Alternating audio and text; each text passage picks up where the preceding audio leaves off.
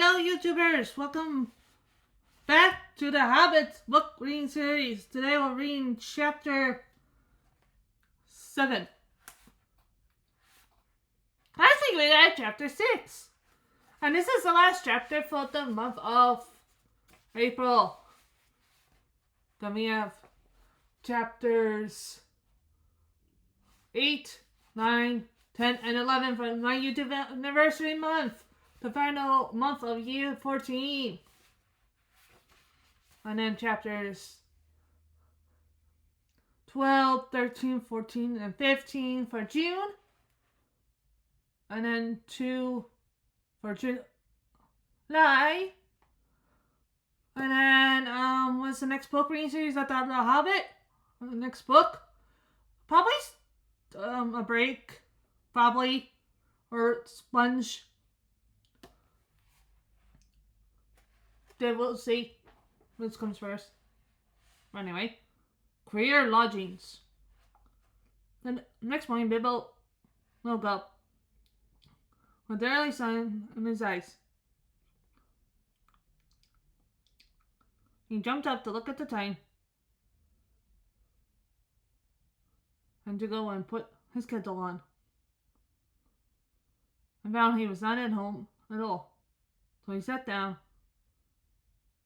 and wished in vain for a wash and brush. And he didn't get neither, nor tea, nor toast, nor bacon for his breakfast, only cold onion and rabbit. And after that, he had to get ready for a fresh start. This time he was allowed to climb onto an eagle's back and clean between his wings. They had rushed over him, and he shut his eyes. The roses were crying farewells and promising to repay the Lord of the Eagles if they ever could.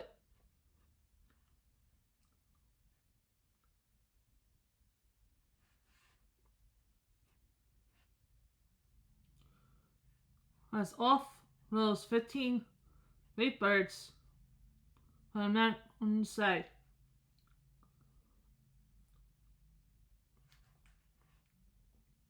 The sun was still close to the eastern edge of things. The morning was cool, and the mist were in the valleys and hollows and twined here and there at the peaks and pinnacles of the hills.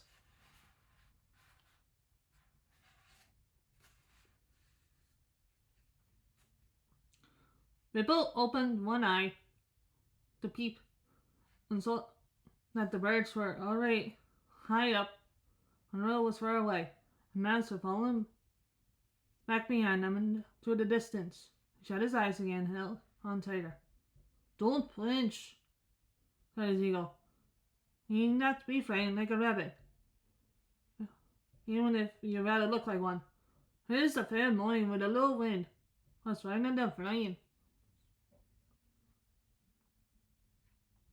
Bibble would have liked to say, "I won't laugh and late breakfast on the lawn afterwards."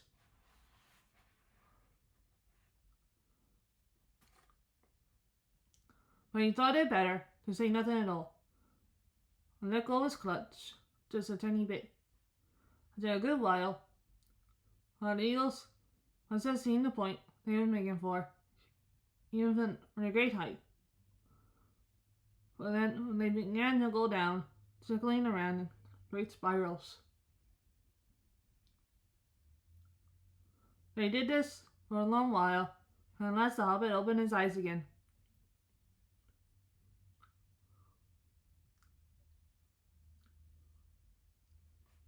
The earth was much nearer, and below them were trees that looked like oaks and elms, like grasslands, and the river ran through it all. But cropping out of the ground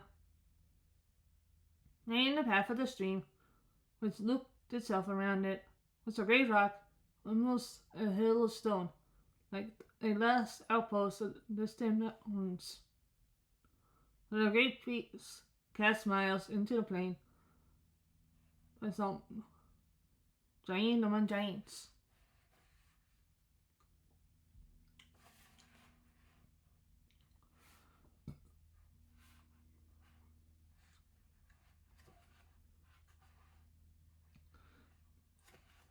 Quickly now to the top of this rock, the eagles swoop down, and swoop one by one, and set down their passengers. Farewell, they cried. Let you fare. I tries. See you at the journey's end. That is the polite thing to say among eagles.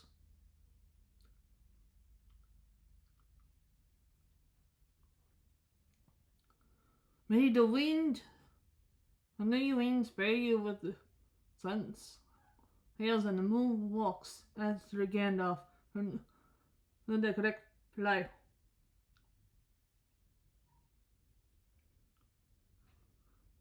And so they departed. And although the Lord the eagles we came in after days, the king of all birds, and wore a gold crown, the 15 chieftains, gold collars, made of the gold that the dwarves gave them.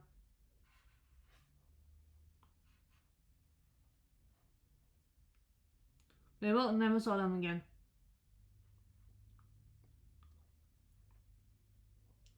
And set high and far off in the land of 5 armies. But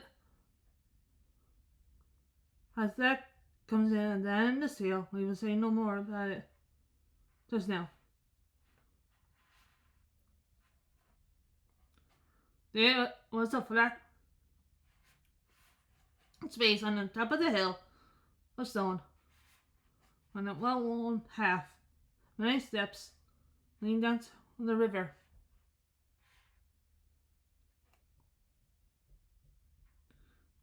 Across with a fort of used flat stones led grassland beyond this stream.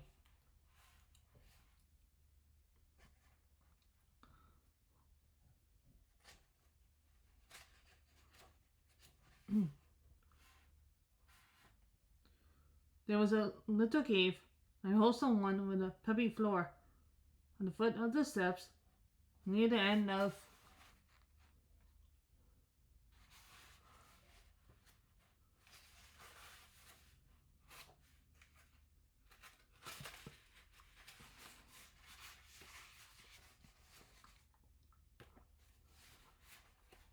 stony fort.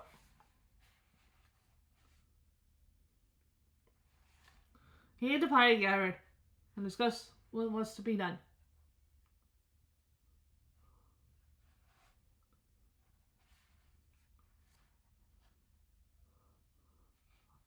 And always meant to you all safe if possible over the mountains, saying getting off. I always meant to see you all safe if possible over the mountains, said the wizard. I know by good management and good luck I have done it. Indeed, we are now a good deal further east than I ever meant to come with you. For after all, this is not my adventure. I may look in on it again, for it is all over. In the meantime, I have some other pressing business to attend to. The doses groaned and looked most distressed, and Bibble laughed. I began to think that Gandalf was going to come all the way and would always be there to help them out of difficulties.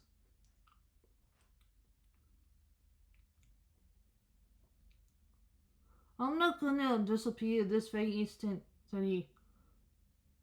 I can give you a day or two more. Probably I can help you out of your present plight. I need a little help myself. We have no food and no baggage and no ponies to ride.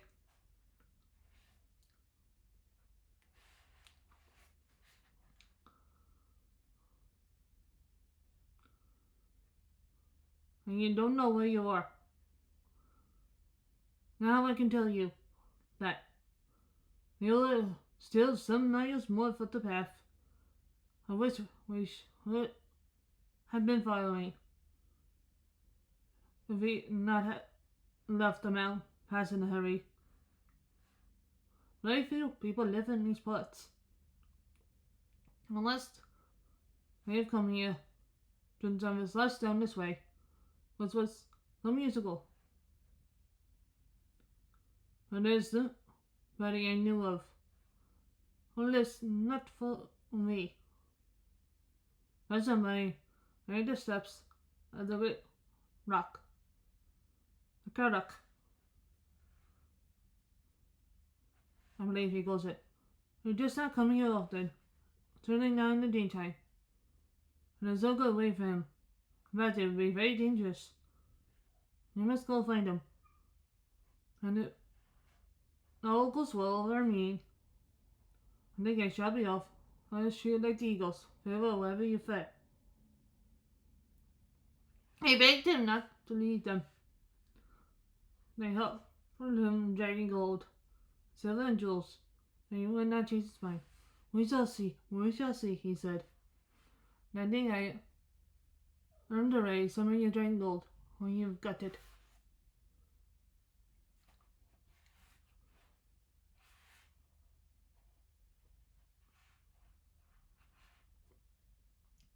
After that, they stopped bleeding. Then they took off their clothes, bathed in the river, which was shallow, clear, and stony at the fort. And they had dried in the sun, as was now strong and warm. They were refreshed, if still sore and a little hungry. Soon they crossed the fort, carrying the hobbit, and began to march on the grass.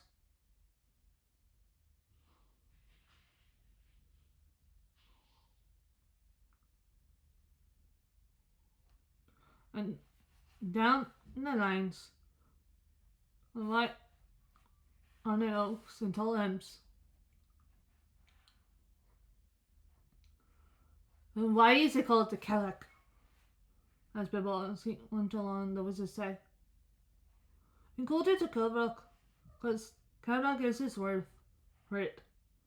It goes things like that, Kellocks. And this one is the Kellock because it's the only one near his home and he knows it well.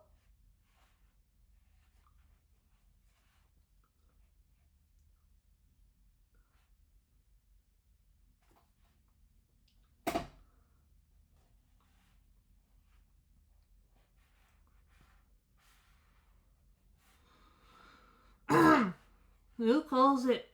Who knows it? Does somebody spoke of it? A very great person. You must all be very polite when I introduce you. I shall introduce you slowly, two by two, I think. And you must be careful not to annoy him. Heaven knows what will happen. He can't be polite when he's angry. Although he's kind enough when humored. Still, I warn you, he gets angry easily. The dogs all gathered around when they heard the wizard talking like this to Bibble. Is that the person you are taking us to now? They asked. Couldn't you find someone more easy-tempered? Haven't you better explain it all a bit clear and so on? Yes, it certainly is. No, it could not. And I was explaining very carefully, answered the wizard closely.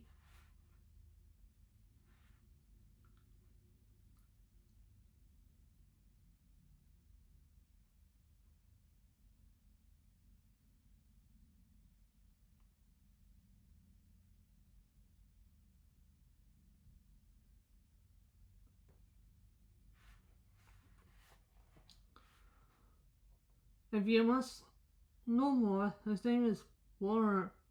He's very strong and he's a game changer.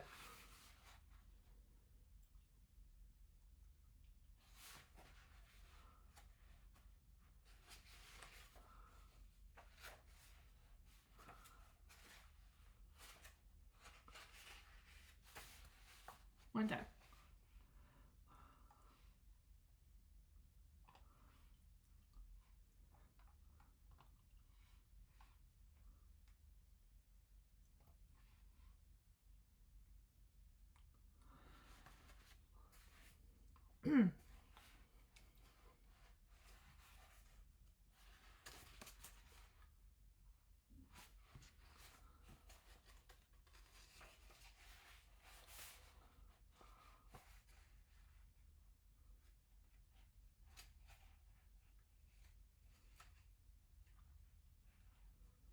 What? A 30 a man that calls rabbits coonies when he doesn't turn the skins into squirrels as people? Heavens, no, no, no, no! Oh! Gandalf, don't be a fool, Mr.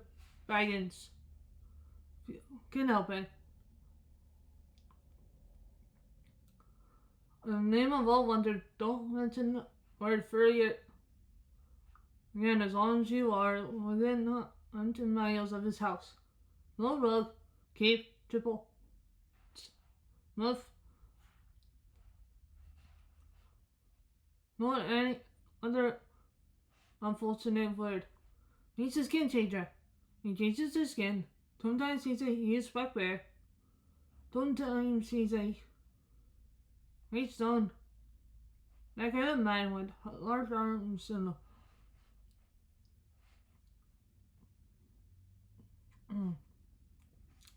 great beard. I cannot tell you what's more. Well, that ought to be enough. Some say he is very descended from the great ancient bears, the men's, and that there before James came.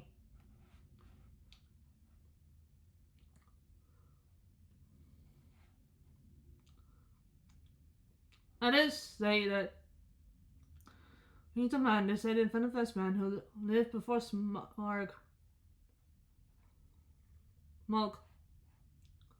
or the other dragons came into this part of the world, and before the goblins came into the hills and the north. I cannot say, though I fancy the last is the truth here. He is not the sort of person to ask questions of. At any rate, he is under no attachment but his own. This oak wood is a great wooden house, and as a man he keeps cattle and horses, which aren't, and he is marvelous sense himself. I work for him and talk to him. He does not eat them, neither does he hunt. He eats wild animals. He keeps hives a great roast beasts.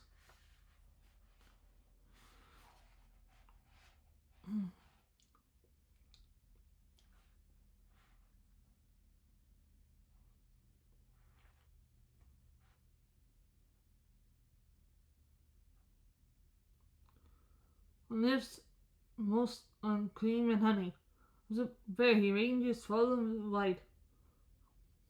And once lying all alone on the top of the Karak at night, watching the moon digging towards the misty mountains. I heard him growl and the thunder of bears. The day will come when they will pass and I shall go back.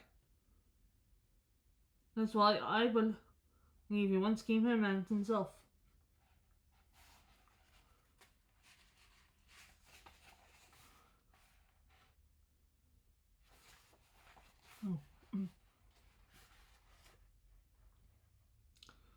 People in the doorways now have plenty to think about. When I asked no more questions, they still had a long way to walk for them. Up slope and down dale they plodded, a goofy hut.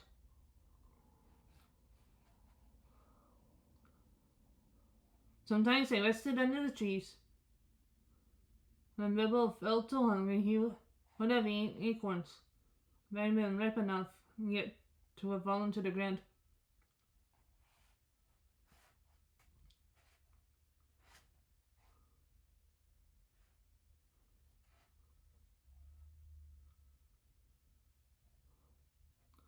It was the middle of the afternoon, for they noticed that great patches of flowers had begun to spring up. All the same kinds growing together as they'd been planted. Actually, there was clover, and patches of box comb clover, and purple clover, and wide stretches of short white sweet honey smelling clover. There was a buzzing and wailing and droning in the air. Bees were busy everywhere. Just bees. People had never seen anything like them.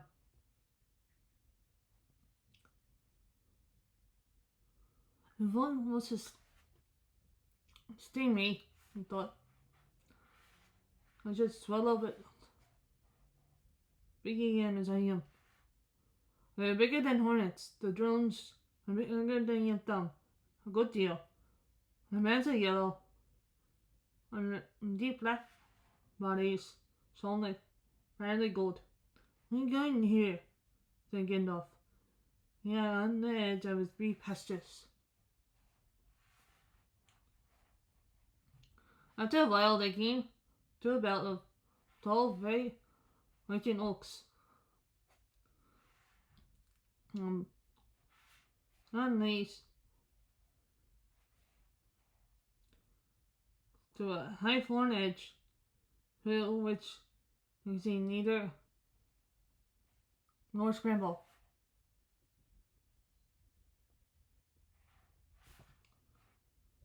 You are better wait here, said the what's it to the dog says.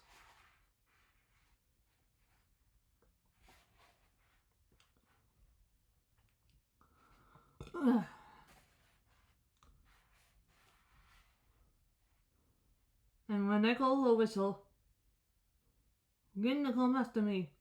You'll see the way I go. But only pace mine. About 5 minutes between each trip. A pair of you. Bumper is fattest. I will do for 2. You better come alone and less. Come on, Mr. Baggins.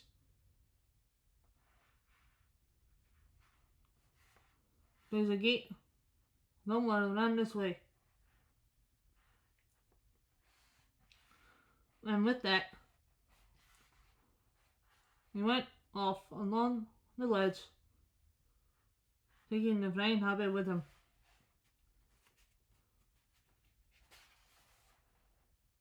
They soon came to a wooden gate, hanging in wood, upon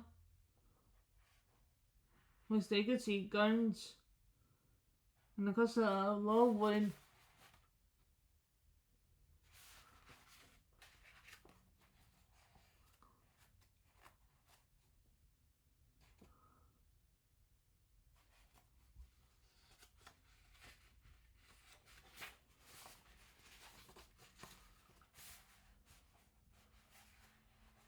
buildings. Dump thatched, made of unshaped logs, barns, stables, sheds. A long, low wooden house.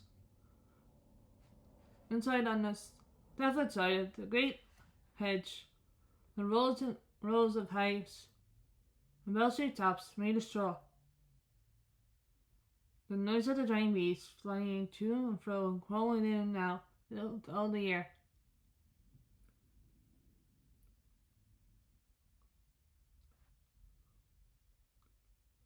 The wizard and the hobbit pushed open the heavy creaking gate and went down a wide track towards the house.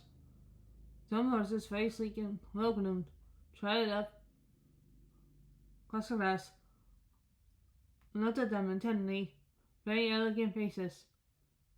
Then off they galloped to the buildings. They've gone to tell them the rebel strangers. Said Gandalf. Soon they reached the courtyard, the walls of which was formed like the one house was on two wings.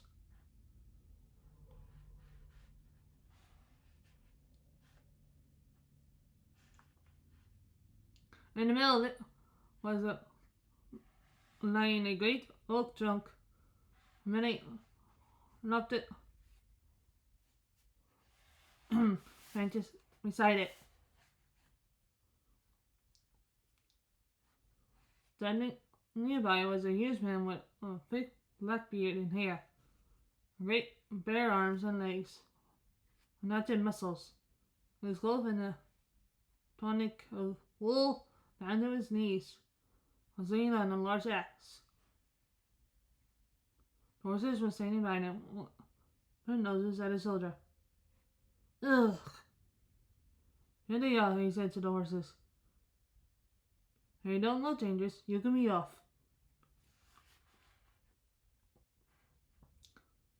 And that the great Roland laughed, put down his axe, and came forward. Who are you? What do you want? He asked gruffly, standing in front of them, towering tall above Gandalf. As for Bibble, he could have easily tried for his legs, not ducking his head. The mischief of an injured, the man's found tonic.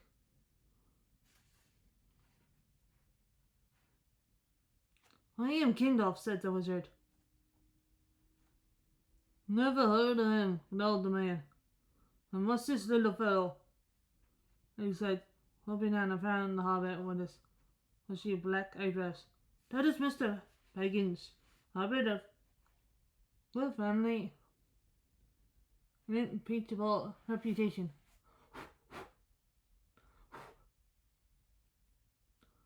Said Gandalf.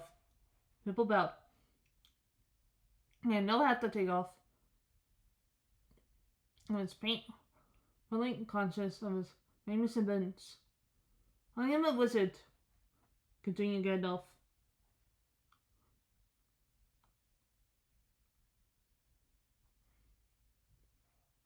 I have heard of you, if you not have heard of me.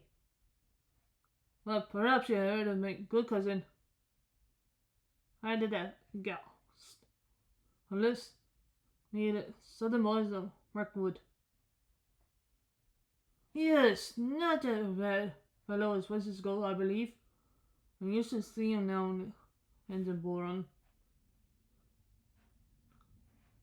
Well, now that I know who you are, who you say you are, what do you want? To tell you the truth, we have lots of luggage and nearly lost our way. I rather need the help. Or at least a vase. I may say we have rather had a bad time with goblins in the mountains. Goblins, said the big man, less scruffy. Oh, hooey. So you've been having trouble with them, have you? What did you go need them for? We did not mean to. They supplied us a night in the past, which we had to cross. We were coming out of the lands over west to these countries. It is a long tale.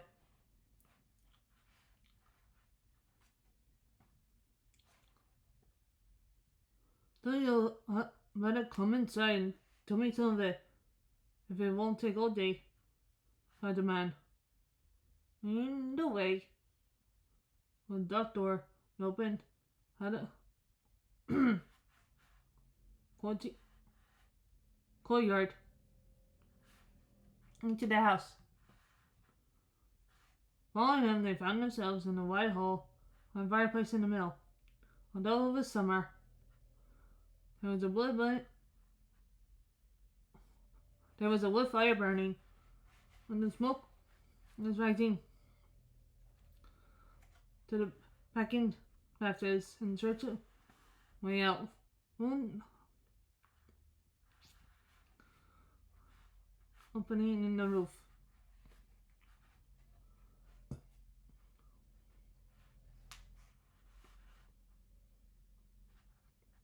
I passed through this dim hall, lit only by the fire and the hole above it.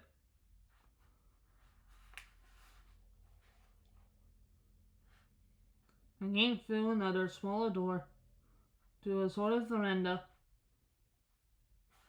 propped on wooden posts.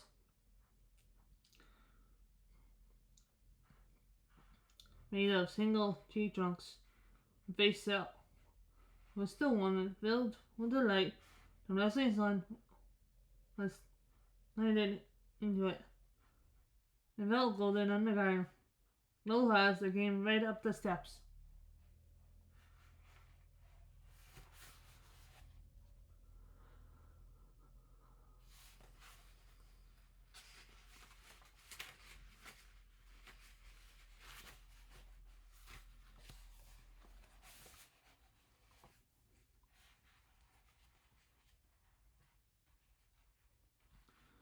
Here they sat on wooden benches, spoke Gandalf Gandalf's tail.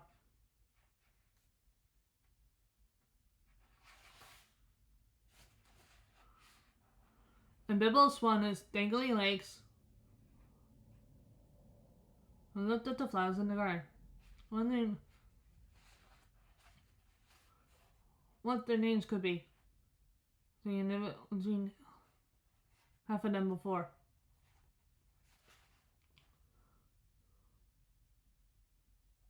I was coming over the mountains with a friend or two, said the wizard.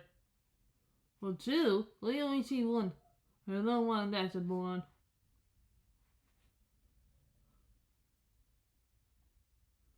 I'll tell you the truth. I did not like to bother you with a lot of us. So I found out you were busy. I'll give a call in May. Call and call away.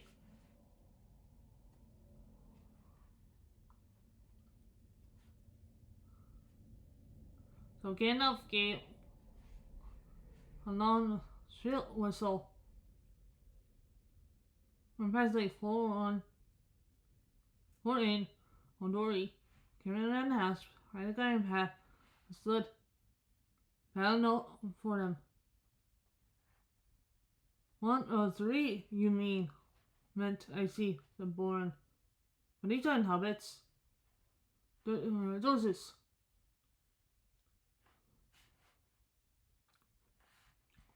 Put in. Look and see their your service. Dory, at your service, said the two Dorsets behind again. I don't need your service, thank you, said Bolan. But I suspect you need mine. I am not over fond of Dorsets. Whatever still you are fallen. On the man, on the floor, I believe.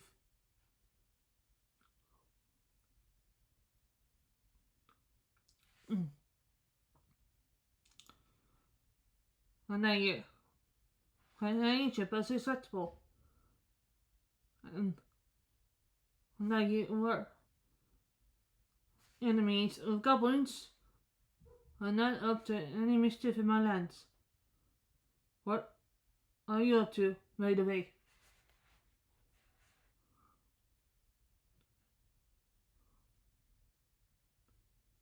They are on their way to visit the land of their fathers. He's on Markwood, putting Gandalf. And it's entirely by an accident. We are in your lands at all. We are crossing at the high pass, which should have brought us to the road that lies to the south of your country. When we were attacked by the evil goblins, as I was about to tell you. Go and tell an end to Bullen. I was never very polite.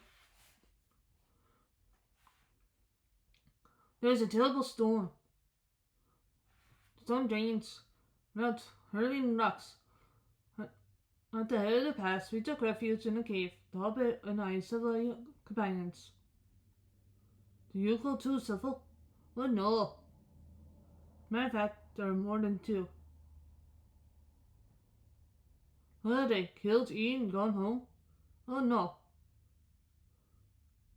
I don't think all to have come when I whistled. Shy, I expect. You see, we are very much afraid that we're left a lot for you to entertain. Go on, whistle again. I am in for a party, you see. And one or two more won't make much of a difference. Could help y'all.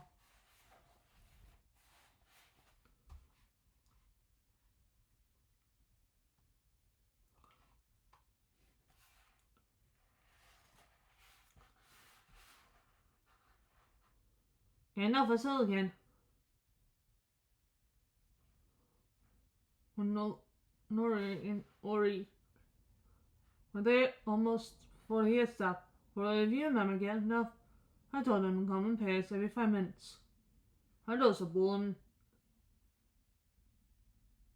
You come very quick. Where were you hiding? Come on, my Jackson the boxes. No, the just or I began. Pargarn. Yarn.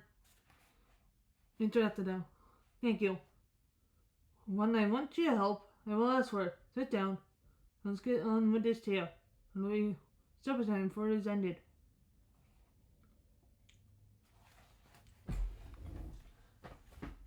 Mr. Naughty Boy.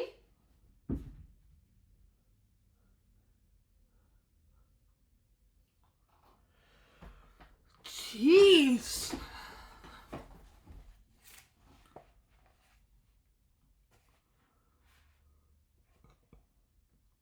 Don't be fast asleep. Went off Gandalf. I cracked the back of the cave open. Commons came out and grabbed the hobbit and horses and a troop of ponies. Troop of ponies? What were you, a traveling circus? Or were you carrying lots of goods? Or do you always hold six a troop? Oh, no. Matter of fact, there were more than 6 ponies. But there were more than 6 of us. Well, here are 2 more. To set them up, Walton and Darlin up here, battled so low that he slipped the stone floor. Big Man was trying at first, but they did their best faithfully for life, and kept on lying, bending and bowing.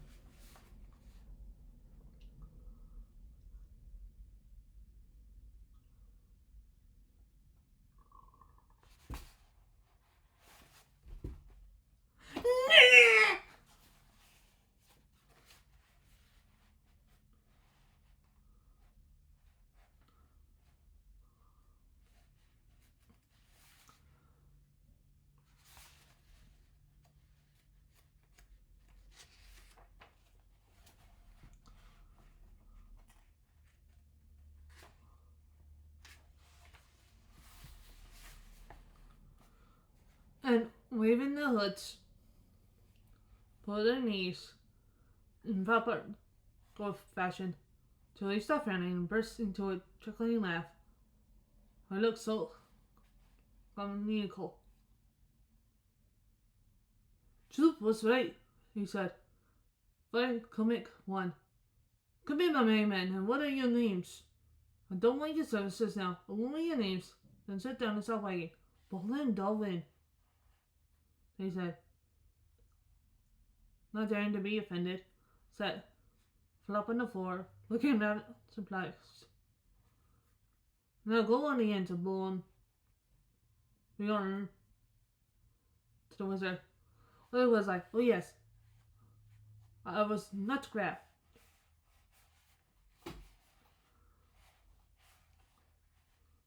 I killed the goblin in 2 with a flash. Good. growled Ron.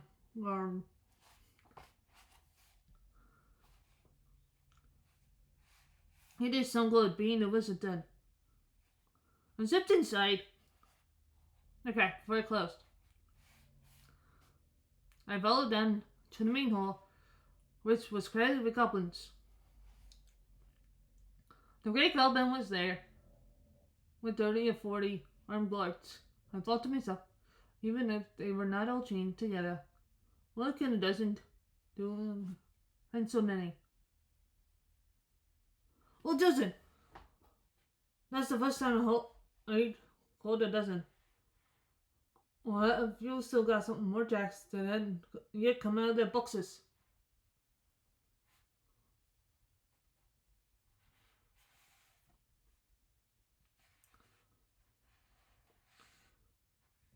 Though yes, there ought to be a couple more here now. Very keenly, I believe, said Gandalf. At least now Peter stood smiling down. That's enough. Norn. Sit down and be quiet. Now go on, Gandalf. So Gandalf went on with the tale until he came to the fright in the dark. The discovery of the lower gate. And their horror, when they found them, Mr. Baggins said, I'm mislaid. We counted ourselves and found there was no hobbit. There was only 14 of us left. 14. That's the first time I heard one from 10 to leave 14. You mean 9, unless you haven't told me yet of the names of your putty.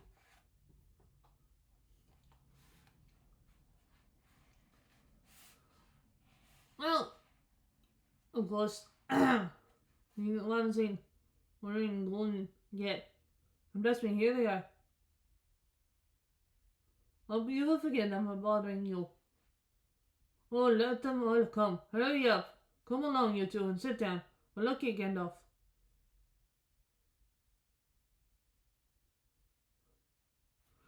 Even now, you only got yourself and 10 doses in the hobbit that was lost. There is only 11, plus Mrs. Lightning and not 14. Less wizards can't flee to other people. But now please get on with the tale. Run.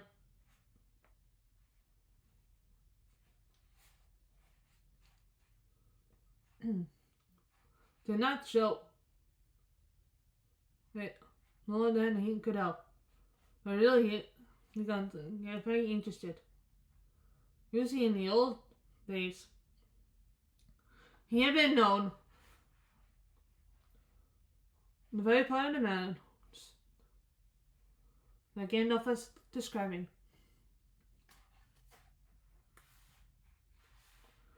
He died and he growled.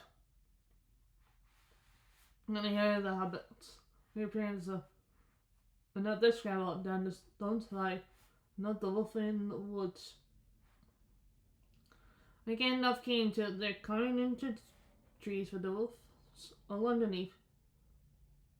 He got up and strolled around and muttered, "Wolves have been there. I would have given them more than 5 weeks." Well, said Gandalf.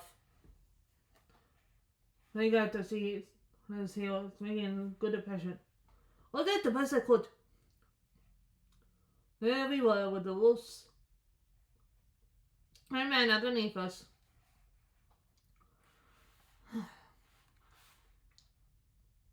And the forest going to blaze in pieces when the goblins came down from the hills and discovered us.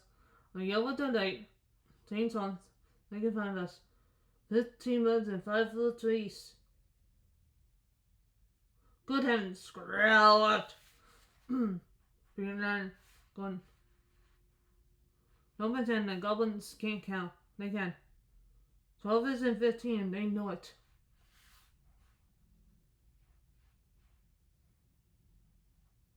And so do I. They were built for a woman for. So I am Fender and introduced them before, but here they are. In game book and both for. Let me guess one more. Half an up behind. It was bad. I'm not saying any of that. I'm that until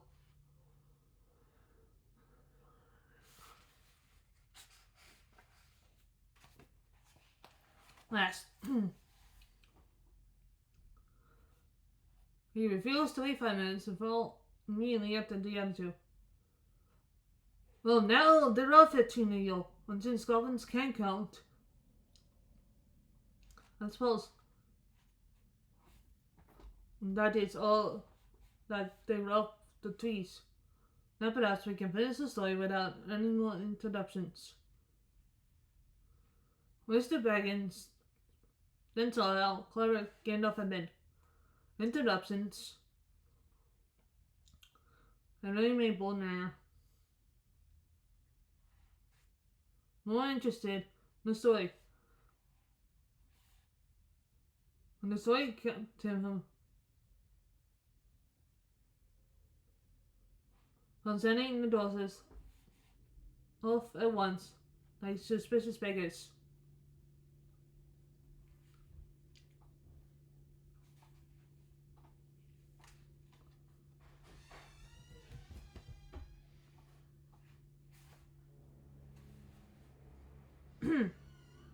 He never invited people into his house if he could help it. He had very few friends, and it lived a good way away. He never invited more than a couple of these